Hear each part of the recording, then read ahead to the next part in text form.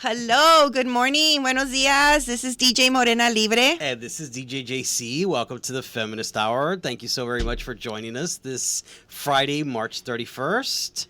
Yes. Last day of March. Y está un poquito, it's kind of cool. The weather, it's not cold anymore. It is 79 degrees right now and cloudy.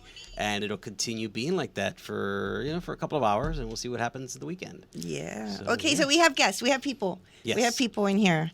Okay. You already know Juan Jose Garcia. Hello, everybody. Okay. And our new guest is Cassandra Jimenez. Hi. Tell them who you are. I'm a graduate student at UTRGV studying, in the program Agricultural, Environmental, and Sustainability Studies, but I'm studying social science, studying foodways and gentrification in downtown Brownsville. Yeah. Oh, Yes. That's beautiful, isn't it? Yes, when she was telling me, when Sylvia was telling me your research, I became really intrigued. So as a librarian, we're going to have to talk and chat, and I'm very curious as to what you're using resource-wise and where we can go to help you out a little bit more on some of that research. Yeah. Okay, so before we start talking about this building relationships between the library and grad students, Yes, which should be central in every conversation and in every show. let's get to some news. Yes. Okay, so Joel abandoned me for like almost all of March. Oh my goodness, yes, you're right, I did. I did. Because he went to see Los Temerarios. Yes, right? I did go see Los Temerarios, which is, if you're not familiar with Los Temerarios, it's this Mexican group that plays very, very sad songs. Very sad. So, yes, very sad. So, I did leave the show to go watch, go see, rather, the Temerarios up in Austin. And come to find out, they're actually going to be in the Valley. In November. But I didn't know that at the time. You already bought the tickets. You already bought the tickets. I'm already looking at what seats I want.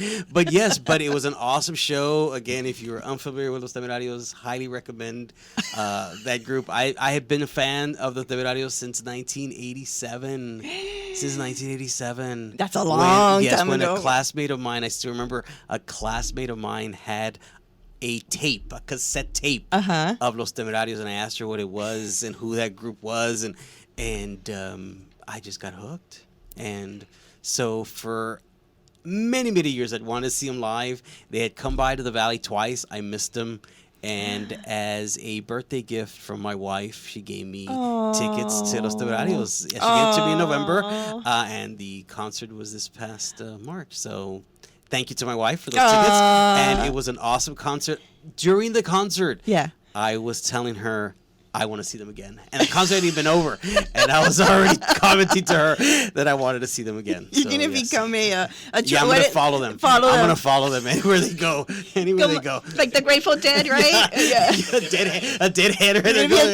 Temerario head. But no, honestly, and if you look at they're all over the place. They were going to be in Boston. They were going to be in Connecticut. So, they're representing. And that's something that I can. Like, how old are they?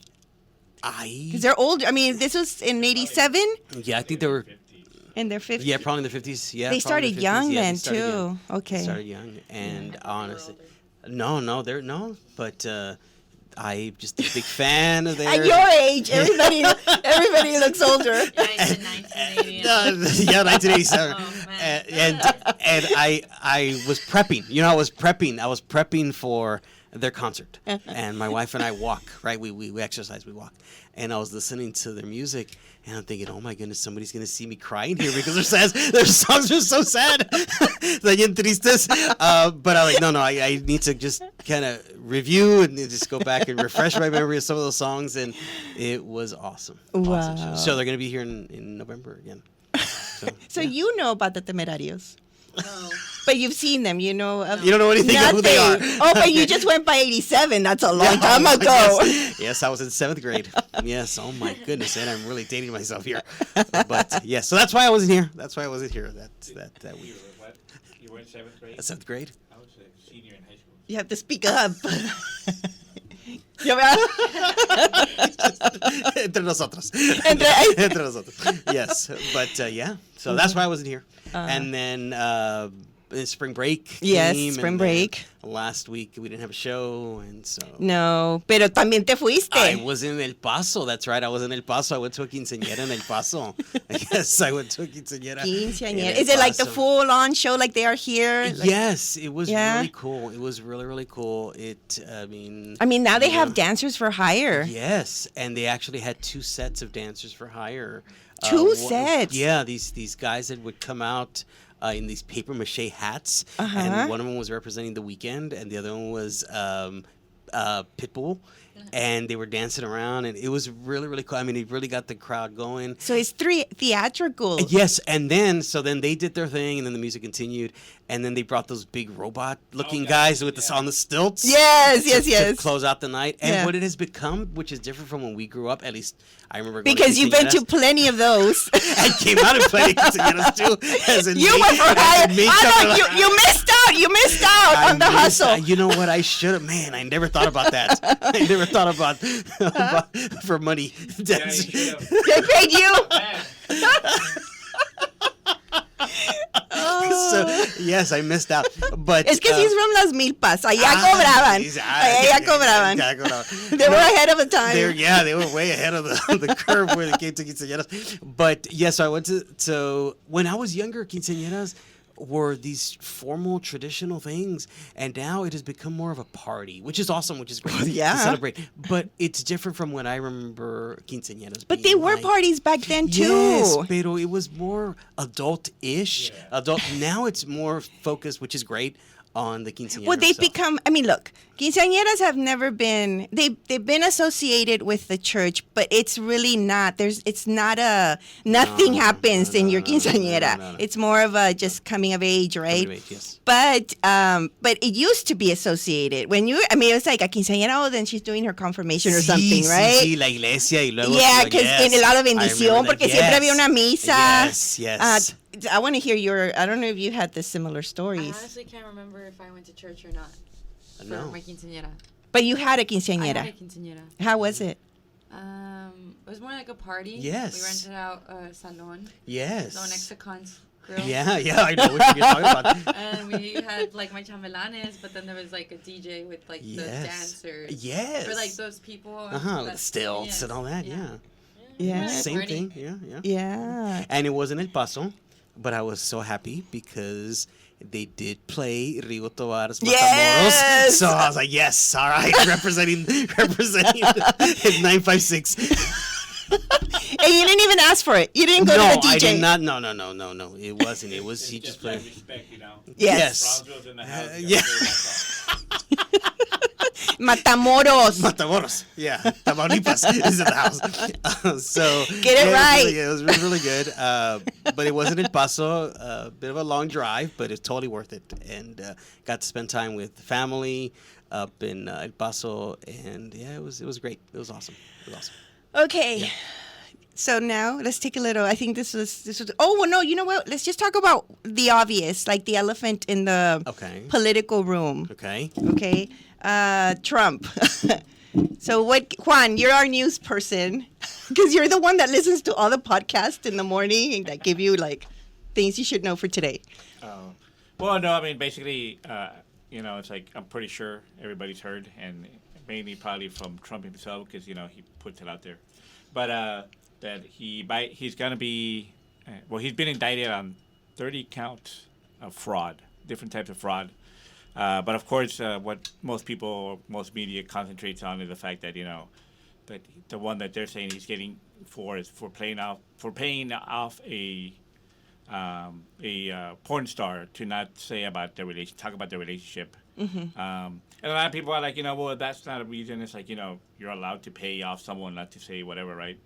But I guess the thing that people need to kind of realize is the fact that when they say, this is something that he did that was illegal, most people, like I said, well, you're just paying someone off. But for him, what it was is that it was fine until he tried to reimburse himself for that expense, right? He claimed it in his taxes. Yeah, he claimed it in his taxes, but he also claimed it not only in his taxes, but on actually as a legal fee. his election. When he was running for election or re-election, he put it on there that that was part of his expenses, political expenses, and so that's what makes it illegal, is the fact that he tried to reimburse himself through the money that he was getting for his election. So, yeah, but I mean, it's been expected, but of course, it's one of these things, right? Of like when It was a matter of time. it was a matter of time, and then I think a lot of people are kind of upset. People who want to see him, arrested or whatever, but because this is the crime that they're taking him down for, so to speak, right? Yeah. Or making him do the perp walk and getting the mugshot and everything else, instead of the bigger ones, right? That the election fraud in Georgia, or inciting the January 6th attempt insurrection. But again, you have to go with once the investigation is done, right? Then you have to go with the evidence. And those other investigations aren't over yet, right? They're still Ongoing. Ongoing. They're still looking for that, for that evidence. And at least I know the one in Georgia, the one with the, trying to get votes added to him. That seems to be probably, if not at the end of this year, probably beginning of next year, they're probably going to be charging him with that too. So, but we'll see what happens. And now, historically, right, this is the first U.S. president that is charged with any crime. Okay, so this is big. Like, historically, this is new ground, right? Which I think makes it even more interesting. Okay, se murió Fito Olivares. I just want to mention that. Do you? Yes, I Fito was a Olivares. fan of, yes. Fito Olivares. Okay, do you know who Fito Olivares is, Cassandra? No, también blank stare, like, I don't know who you're talking about. Yes, Fito Olivares. I remember I was in band in high school, and he has that famous song, La Gallina. La Gallina? And You never everybody heard that of played that the sax was trying to figure out how to No. play it. But I forgot his name. I used to watch him all the time growing up. Chabelo? Yes, he died. Yes. También Javier Chabelo died. yes, You used to Chabelo. watch Chabelo? Yes, That's he so passed cool. away as well. So it's kinda Okay. Well, then we're going to move on to a music break. And then we'll be back. We're going to play, today I think we're kind of doing a little throwback to our songs as we were growing up, right? So, Journey, who doesn't love Journey? Exactly. That's one song that always, people will sing along to wherever they're at. Yes, yeah. They'll lift up, whatever drink they're holding. Hopefully it's water.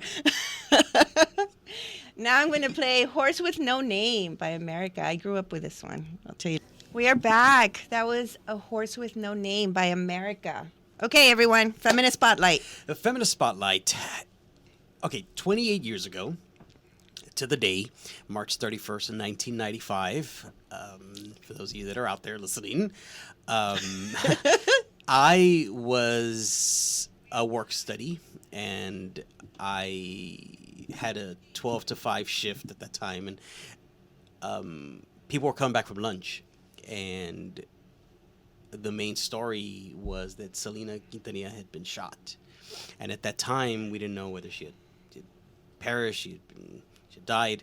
So there's no cell phone, there's no social media, there's no internet at 1995 at that point. At least not that we had. And Exactly. so we turned on the radio. That was our sources of news and information. And shortly after them announcing that she'd been shot, it's announced that she had died. And I can't say I was a big fan.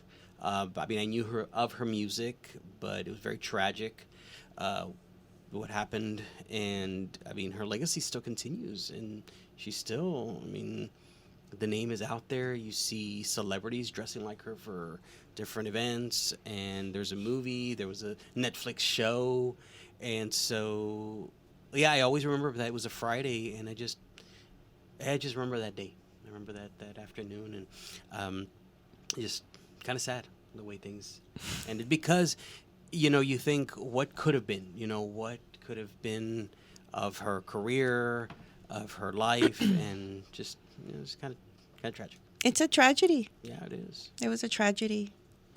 Cassandra, do you know? You listen to Selena? Mm-hmm. Yeah. Yes. And I watch Netflix shows and the movie. Yeah. Your generation, I think, is Yeah, like they've resurrected. Yes. Well, I shouldn't say resurrected. No, they discovered her, I think. Yeah. Kind of just become fans. Well, she's become so mainstream. Yes. Like I think a lot. Like I think they identify, and there's now dissertations written about really? it. There's a class at Documentaries, UTSA. yeah, Sonia Alemán teaches that. La doctora Sonia Alemán, she teaches she taught her first. What was she telling us? Her first semester was in the Oh. fall. In the fall. And what does she examine, though? I don't know. I didn't look at her syllabus, but I don't know. Because there's already a lot of research on Selena, so I'm not sure exactly what's she's from education, so maybe but I'm not sure exactly what. And there was a Bronzo connection looking because mentioning 1995, but 2 years before, in '93, she had performed at Sombrero Fest during Charo Days. So, I don't know, just very tragic. Let me correct that. She's not from education. She's communications. That's her area. Yes. Okay. I just it popped in my head. I saw you make a face. I saw you make a face, and I'm like, no. Am I No. It's like citations. No, I have to get it right. It kicks in. Sorry, the academic kicks in. That's cool. Pero yeah, so that's the feminist spotlight for me this week. Wow. Where were you, Juan? 95. Let me see. Actually, I was I was in my undergraduate, but I was actually working for this organization, MHMR. I don't know what they're called now, but anyway, but we would take some of their people to clean, and I was in what's that before La Jolla. Mm-hmm. No, I was in La Jolla, and we were in one of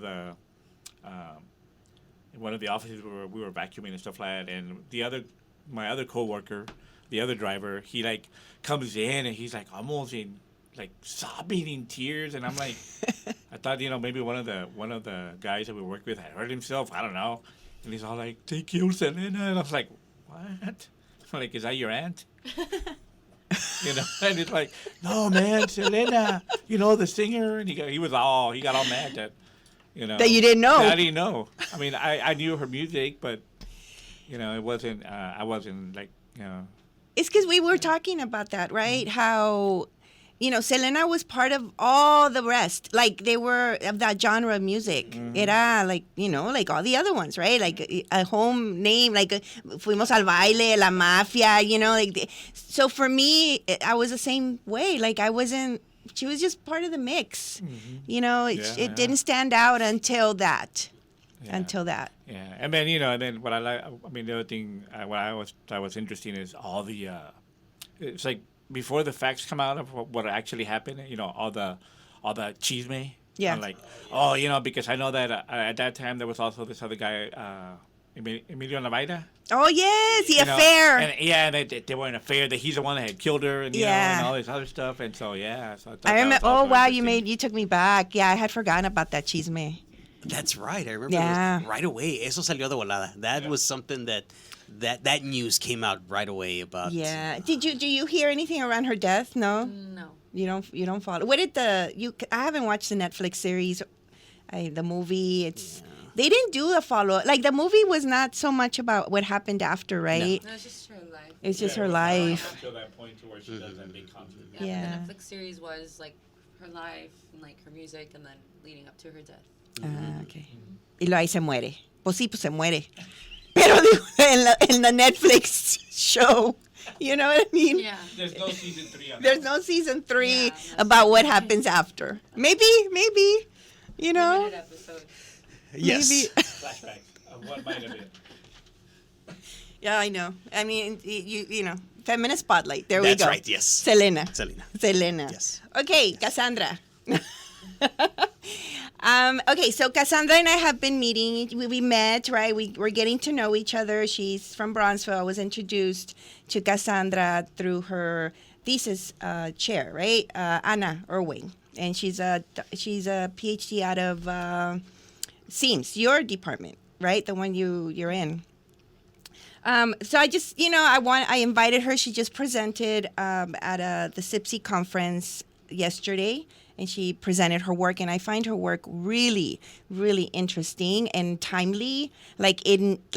We need to be looking at this. And also, you're brilliant, right? So I want to invite you so you can talk about your work.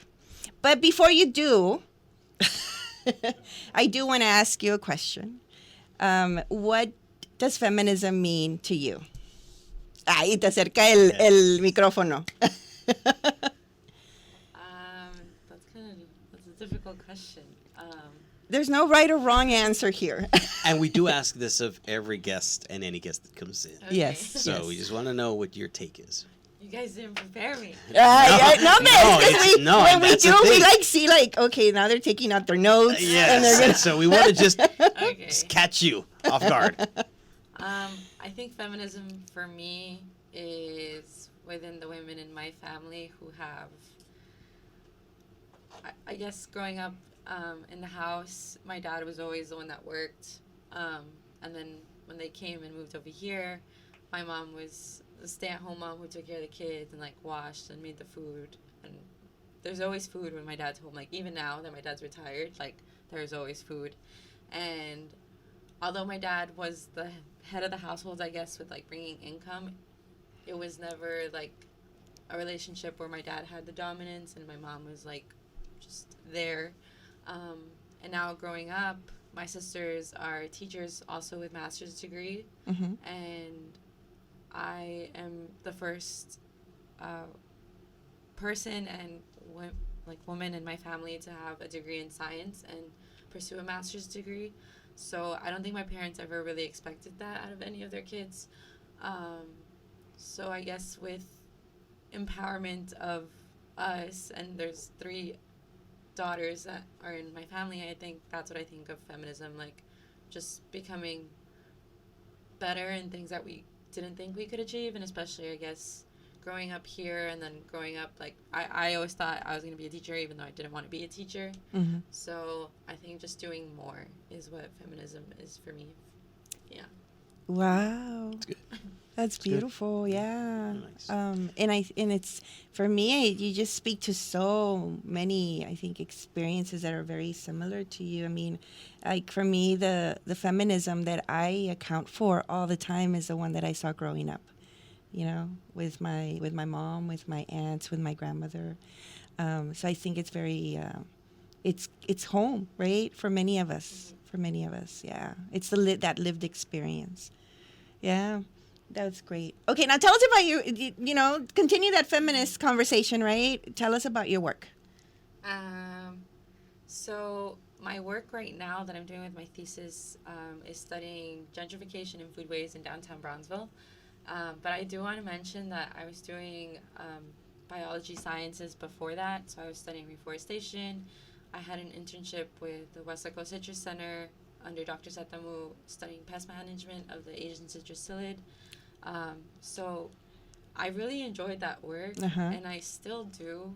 I don't want to get too far away from that. Yeah. But starting my first semester of graduate school, I was under Dr. Gabler, and I was doing reforestation, and I was supposed to be studying the Tamaulipan forest and just how successful the trees are being, and just kind of background on that. It's a self-sustained lab, so we would sift soil, do compost, and then we would grow the trees and then sell them to wildlife and fisheries. But after we would sell them, we had no idea once they were planted if they were growing. So there's no science on that either. Is that what you were intending to do? Yes. Yeah. Because I think my intentions were always to do a study related to the RGV or related to Brownsville, because there's a lot of missing information on that. Yes. But every time we would talk about my thesis, it kept going back to more social science and more the people. So that's where I kind of drifted off, and we both thought it was best for me to go with Dr. Irwin.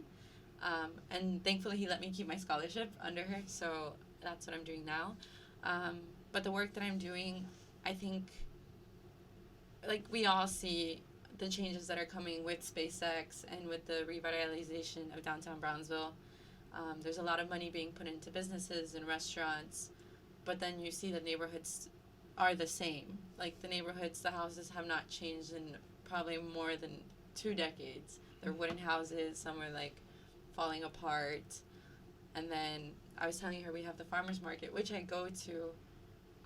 We have the farmers market at Linear Park on Saturdays, and then where we park, or like when there isn't parking at Linear Park, you're parking around the houses there, and those are the same people that are not going to those things, that are not interested in those things. Yeah. And if anything, I'm sure they're going to like the flea market. Yeah. You know. Yeah.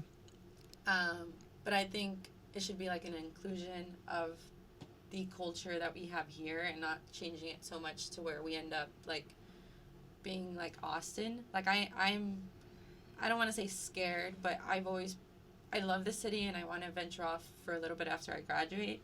But this is my home, and this is where I plan on like seeing myself like retiring and like dying. Yeah. But it's so difficult to think that I'm like not going to be able to afford living here in a couple of years or in a couple of decades, or having my children grow up here, when it was a low income city forever, like since since I grew up. But that's what we've been called, right? Yeah. Or categorized as. Yeah. So I think that's what I'm trying to see. Money is money, and Elon Musk brought $30 million to Brownsville, so I don't know how that's going to change, but I think it's important to bring awareness to it and have people like engage in conversation, and we see it happening, but just like, what can we do? Or, like, how can we be more inclusive to everybody, bring more equity in sort of ways? So you bring out something really interesting. Why do you think, I mean, either this is based on research or based on just what you see, why is it that those people, those families, are not engaging in, the farmer's market and prefer to go out there to 77 flea market across town? So, what I believe, or like, I can speak for my parents, because my dad would never go to that. Never. Like, my Why? dad goes to the flea market because my dad sees it like overpriced, and sees like a lot of the people selling are white people. Yeah. Like the beekeeper, I think he lives in my neighborhood in Rio del Sol, like, because I picked up honey one time, but he's white. Like, there's goat cheese. My dad's not interested in goat cheese. My dad wants Oaxaca cheese, like, Yeah. there's sourdough bread there, but why is my dad gonna pay $10 for sourdough bread when he can go buy $2 loaf at Walmart or H-E-B? Yeah. So I think that's what kind of takes that attractiveness away from it. Even though I was telling her, I recently saw, I think last year, I don't know how recent it is, but they offer SNAP benefits now at the farmers market. Yes, I saw that. Yes. And I think that's fairly new, because I remember going It to is. Austin a couple of years ago, and I went to the Mueller's market, Yeah. Mueller's farmers market, and I was intrigued by it because they had a huge vegetable stand, like ginormous, and they offered SNAP benefits, and I had never seen that before, and that made it more inclusive to the people of lower income. Yeah. But even now in the farmers market here, there's like 1 or 2 tables, or like just a Brownsville Wellness Coalition Center selling vegetables. Like, everybody else is like earrings and like Craft soaps. Yeah, craft soaps, goat cheese, $30 flowers, like, so. Yeah, and I mean, and I, like I said, I find it interesting too, the fact that part of that exclusion, I think it's interesting that, because you're saying, right, that like the parking lot gets filled up, and so they go and park in front of people's houses, right? And in a way, I mean, that's also kind of for me, like, kind of part of what you're saying for your research, right? Is that's also a way of excluding, because in a sense, I mean, you're blocking this person from being able to go anywhere, because, I mean, not physically, right? Because there's still a sidewalk or whatever, but it's also, I think for me, it also kind of lets people know that the place, like this farmers market, it's not meant for the people around, because it's meant for people to come and shop here, not for you to walk over and shop here. And so I think that's part of, for me, I always seen that as part of that inner separation or inner wall building that we do, invisible wall building that we do between between one part of town and another one, right? When it's a total disregard for me, for the people who are from there, right? The residents, the downtown residents, because people do live down there, and they've been living there for generations, right? And there's a complete disregard for those communities, and it's been happening for us growing up. The downtown area used to be our mall. Yeah, my mom tells me. I mean, I know it still at some point kind of was like when I was little. Like, my mom tells me like that's where they would go shopping. Yeah. Go to the movies, like. Yeah. So it just kind of completely changed. It has. I mean, there was Cres. Remember Cres, the store? Yeah. We used to go there. There was a lot of local Asian. I think it was a Chinese community who's still there. Yeah. They're still present there. And There's a then movie theater, The Majestic. The Majestic, So, pero pues ya ahorita ya es el mercado de Matamoros. Sí, sí. You know? No, it is because that's where a lot of the vendors Yeah. came because of And all the a lot of them are violence. closed down now. They are? Yeah. A lot of them are empty. James Bond, like maybe 2 left. Yeah. It's What would be small. interesting to find out in your research is who owns the properties downtown. And I Yeah. believe that's public information. Yeah. Just from the little information that I know, I need to look into those records. It's Yeah. an idea. Yeah. But I know, like, there's. Have you guys been to Terras? Yes. Yes. Okay, so across Terras, there's this new shop. It's like crystals and like rocks. Oh, yeah, I've seen So it. I'm not really into crystals and rocks. So I'm like, it's like a whole like building, you know. And those are not cheap to just be selling like stones and like rocks. And it's kind of like, I don't know, like before I'm sure it was like clothes or merchandise or shoes that they'd be selling there. Una segunda. Yeah. Yeah, una hierbería.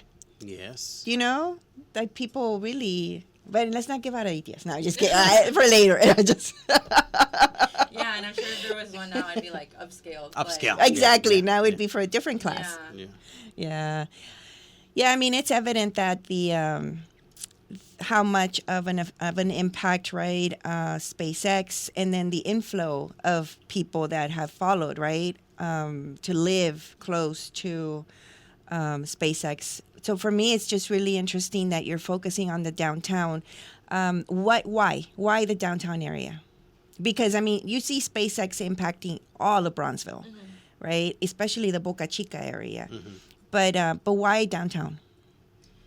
I think, for me, downtown, I know there's other places in Brownsville that are also low income, like Southmost. And I think for downtown, it's just the history of it and how, like you guys said, you guys used to do your shopping here. And this kind of brings me to something that I've been like, Charles Day's passed in February. Yeah. And so for Sombrero Fest, it's always been at Washington Park. Yes. And I understand that it's a growing city and like growing community population. And I've heard like people say like, well, why don't we move it to the sports park? Yes. That It's not the conversation has same. been coming up for years. Yes. Yeah, like it's not the same. And it's really the issue is logistical. It's not space. Yeah. Because the problem, and they should speak to one of us, is that they put all the beer and all the beer on one side. So of course it's going to be lopsided. You know what I mean? Because everybody's going to want to hang out In that area. In that area. So but then you go to the other side of the park and it's empty. Or there's just a few people there, right? Maybe, I don't know, maybe they're trying to make it more family oriented, but that's not going to work when you're at 10. I think people aren't like, people start drinking, right? And Yeah, but because the beer tents are, one side is like the VIP, the unlimited. Obviously, Yes. you have that friend that has a VIP bracelet. Yeah. And you get beer all night. Yes. And the other beer tent is where you have to pay the tickets Yeah. on the other Yeah. To go get the tickets and then get in line. yeah. For it. So it is. So it's lopsided, they need to spread it out better. I think it's just speaking to somebody who can, works on design and Yeah, think and about then- that. But you don't need to move it. Yeah, and I think part of moving it, like, the parking is always, like, an issue. But with the parking, when you park in someone's, like, driveway or on the side of the street, they're gonna charge you, and those are the same people that are gonna charge you because like, I mean, I know they're not really supposed to charge you because it's like public. But you're invading their space. Yeah, no, that's why I totally agree. Like, And you go back to what you were saying. These are families that have lived in these Yes. places for generations, and they've been doing this for generations. Yes. Charging people from $5 to I saw $25 this year. I thought, 25? $25 this year. Oh, wow. Did you pay it? No, I went to the. I'm not gonna say where I went to go park, but no, I didn't pay the $25. But yeah, I just feel like it'd be taking away from like the history of it and just like always going to Washington Park. Washington Park, every time I drive by it, it's always so crazy to me because every other day of the year it looks so like normal and like boring, but then you're Right. Sombrero Fest, it's like a different scenery. I don't know, but you're in a different place. Yes, it's like how do they pack this many people in that space? And you even get to enjoy la fuentecita, like big old, But you know. during the year, But no, me nadie lo pela. During the year, it's like, okay, all right, yeah, park. yeah, it's a park, yeah. No, but I think also going back to that, you have that crowd of the Charities parade that kind of filters into that. So Yeah. That's Yeah. interesting. But there are a lot of restaurants that are opening up downtown, which is really great. They carved out this what used to be right next to Edelstein's Furniture, which was another place that we used to go shop for our furniture at Edelstein. And now it's a pizza place, which is really, really cool. Yeah. Is it You know, Nolitas? I think Nolitas, yeah. And so there's some really good things coming. I don't know what the old HEB is going to become because I know there's an HEB downtown. Oh, it's not even HB again. So I found this article. It was from 2019 when they closed it, Uh-huh. and it was to make room for another one in another area in Brownsville. Okay. So I don't know if there's going to be one in the future, but they didn't close that with the intentions of opening again. or Reopening up, opening okay. another supermarket there. Which I was telling her, like, part of, like, when we have parades or when I was growing up, going to parades, my mom would take me across the street or wherever we were to go buy snacks at that HEB because there's no other place to get snacks. Or go to the restroom. Food. Or go to the restroom, yeah. So that's part of what I'm including in my thesis. Obviously, I'm going to be investigating where these people or where the residents are getting the food, but it's also considering the fact that they closed the supermarket of HEB on Elizabeth Street. Yes, the one downtown. And did HEB donate the property to Brownsville? Do you know? I don't know. I would have to. That's part of so who owns all those properties? Because that's also it would be telling, right? If it's donated to the city or what happened to that or, what's, because that all determines. I know, like, when we were going around with the, remember last year we had those filmmakers who were kind of following the elections of Texas. Yeah.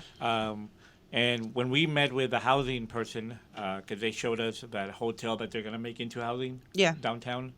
But basically, when it came to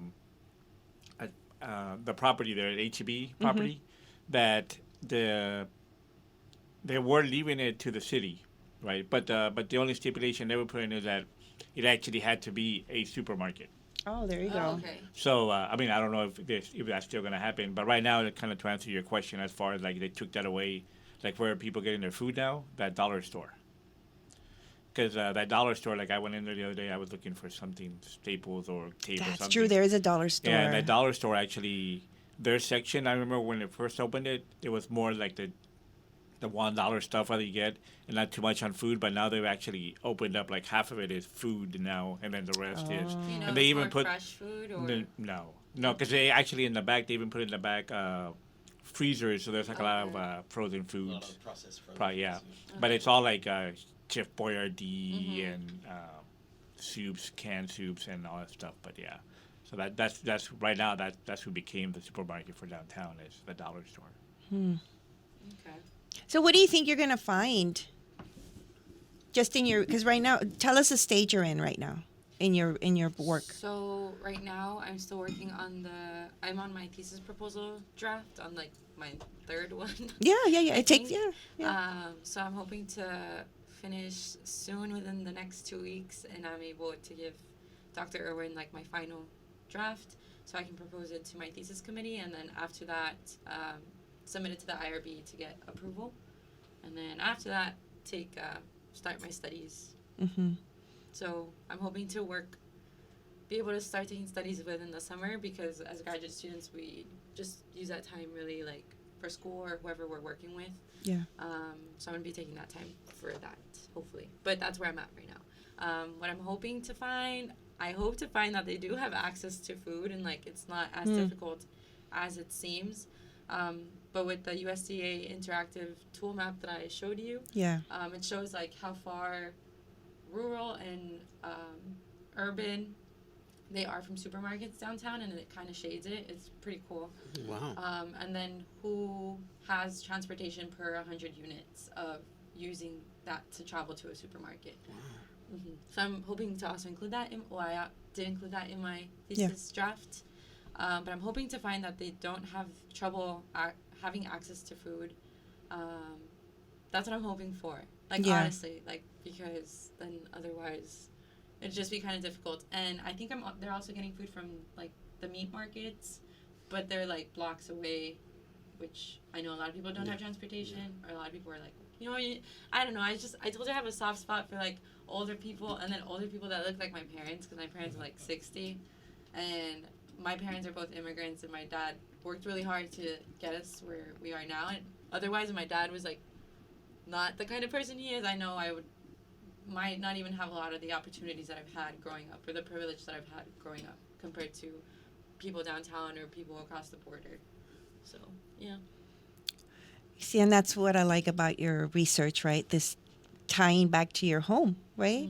Mm-hmm. And we need more. We need to, have more homegrown scholars, right, coming in and doing this kind of research, because it's connected to your life experience, and that's what I love about your work. But in all this conversation, right? Like when you mentioned the food in the dollar store and some of the things that the meat markets, right? You just you gave a layer of issues, right, surrounding just having food access. But I want you to tell the audience and us here about the diabetes statistics that you found. Okay. So the national average of the diabetes rate is 9%, and in Brownsville it's 30.7%. So it's a little bit over triple. Wow. Yeah. I mean, that just right there, it's... Wow. Yeah. When you see, I hadn't seen the statistics in a while, and even then I don't think it was that high when I looked at it.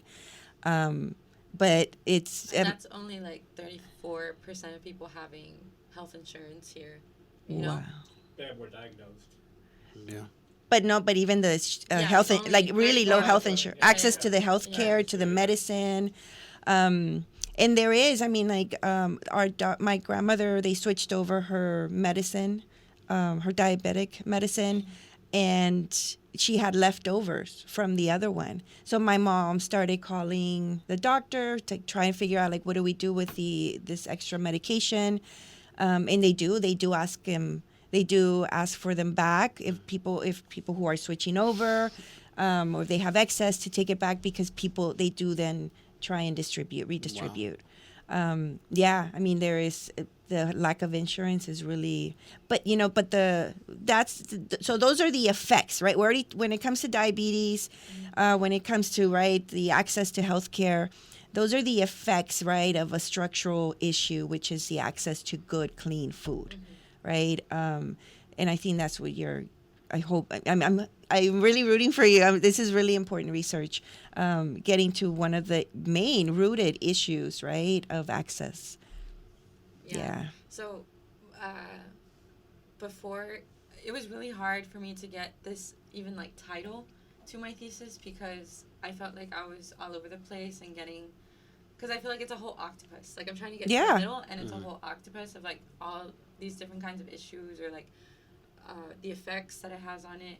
So before this, I was going with Dr. Gabler. He switched me over because he's like, I don't think I'm really like the person for this, because we were going and we're like, okay, what I was initially going to do was pick the supermarkets, or what are considered supermarkets, define supermarkets here, because I don't think meat markets in other places or within the USDA would be considered supermarkets, would be to define those within the city and then check the availability of the types of food that were there, like how much processed food and how much fresh food. I know. And how much distance of that, like my access to food at home where I live is a Stripes, and other than that I have to drive 15 minutes to 802 Walmart or HB.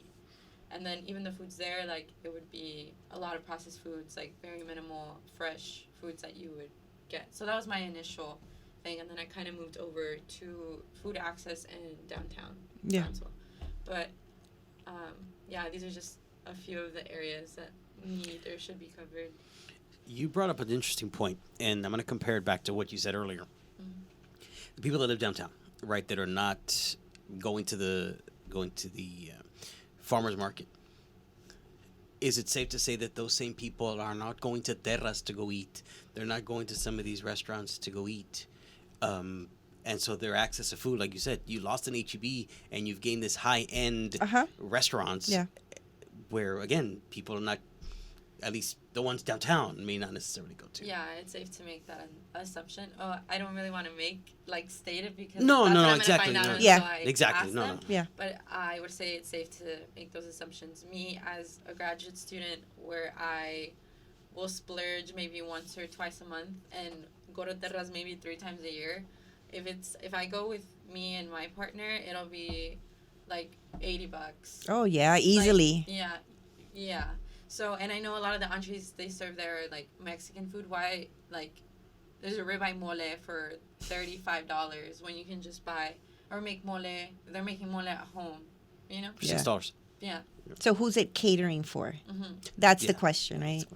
Like who are these restaurants intended for, right? And it's those that can afford that price range. Another the $3 stars in Yelp or in Google. Just go ahead. Another thing I've talked to Dr. Irwin about is it's difficult for me investigating this and not having that disconnect with the residents downtown that I'm going to be interviewing. Also because of the fact that I am able to go to these places sometimes, and I do go and choose to go to those places sometimes. So it's difficult to find that balance of I'm investigating this and I see that there's an issue with this, but I'm obviously part of the problem. Yeah, so, and you're gonna find that in probably the rest of your life. Yeah, and any research that you do. Yes. Any research that you do. Yes. We were actually just talking about that before the show. Yeah, I mean you're gonna find that we are participants in systems. You know, we're in a racist system, in a gendered system, an economic system, right? And because we were taught to, that's the way to survive when you're a kid, especially when your families are first generation.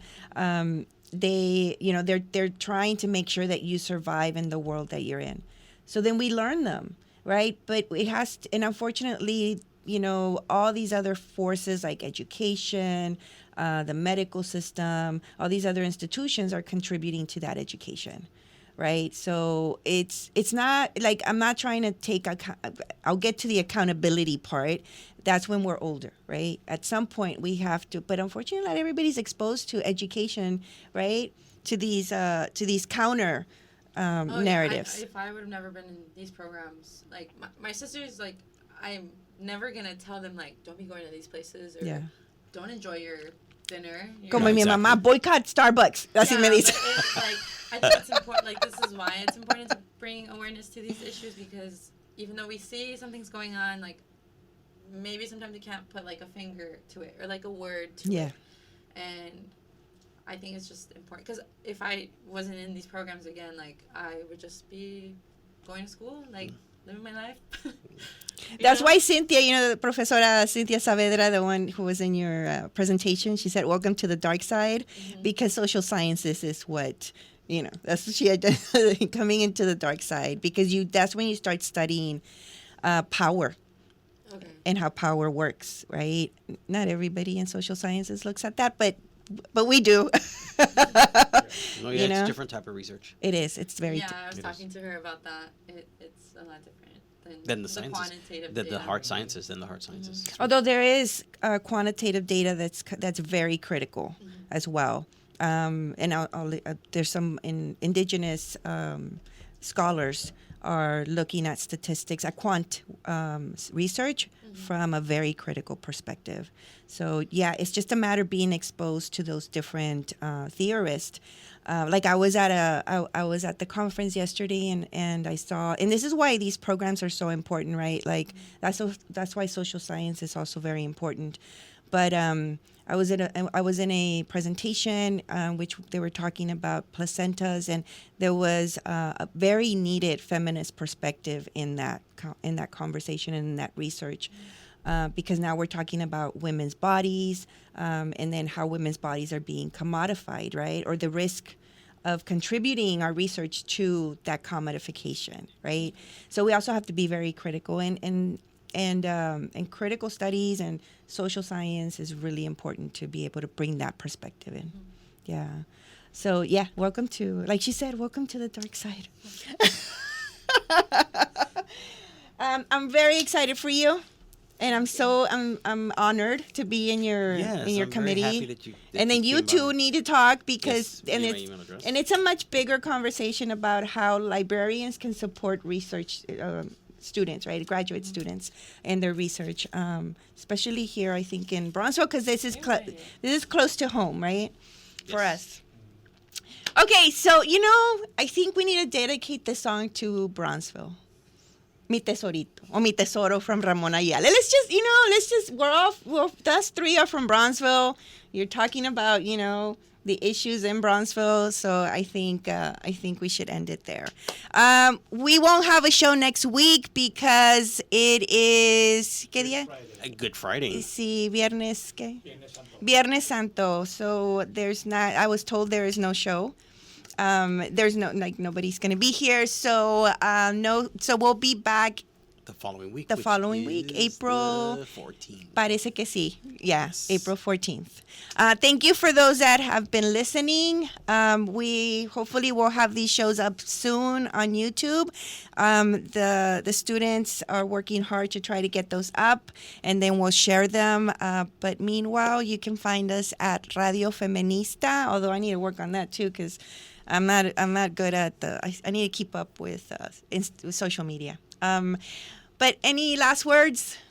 No, just thank you so very much for being here. It was a wonderful conversation. Yeah, I am excited to see where your research is going to take you. Thank you. Honestly, it's great. Next And it's time you have great to to also have Juan here. Too. Yes, Juan. Thank you. Thanks for being here. Next time you will bring a song, and I'll play one of your songs. Sounds good. Okay, here we go. Have a great weekend. Be Have safe. a wonderful weekend, everybody.